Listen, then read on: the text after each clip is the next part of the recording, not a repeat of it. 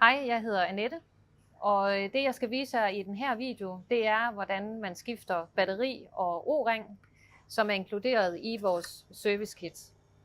Det du starter med, det er at basen af lygten skal skrues af, og der kan du med fordel bruge vores service tool.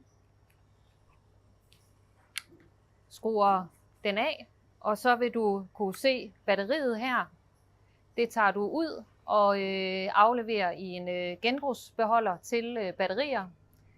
Tager det nye batteri med pluspolen, der skal vende nedad, og det var første del. Næste skridt, det er at fjerne O-ringen, og O-ringen den sidder her på linsen. Det nemmeste, det er først at fjerne fastgørelsen, fordi så kan man komme lidt bedre til. Det man gør, det er simpelthen med 2 fingre, at man presser på hver sin side, og så kan man trække O-ringen af. Når den gamle O-ring er fjernet, så anbefaler jeg, at du først sætter fastgørelsen på igen. Det du skal være opmærksom på her, det er de udskæringer, som der er på fastgørelsen. Der er 1 her og 2 her, som skal passe med dem, der er på linsen. 1 her og 2 på modsat side. Så du sætter den fast eller klikker på.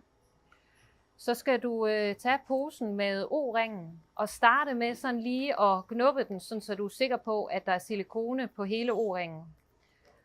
Og så skal du tage den ud af posen, og her får du altså lidt fedtede fingre. Og det der også kan være godt her, det er at ligesom sørge for, at der ikke sådan er store klumper af silikone på den. Den nye O-ring, den skal placeres på linsen og ikke i basen. Så den placerer du samme sted, hvor du tog den gamle af. Du får lidt fedtede fingre, så det kan være godt at lige have et stykke papir tæt på, så du kan få dine fingre renset. Og så er sidste skridt, det er at sætte basen af lygten på igen. Simpelthen skrue den på. Og her kan du med fordel igen efterspænde lygten med service-toolet. Og så har du en lygte, som virker igen, som er vandtæt, og som har en masse batteritid.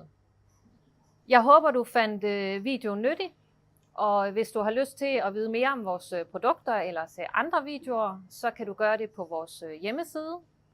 Du er også meget velkommen til at følge os på vores sociale medier, Facebook og Instagram, hvor vi deler en masse inspirerende indhold, tips og tricks, og hvor du selvfølgelig også kan stille spørgsmål til os. Det var alt fra mig. God dag og stay safe.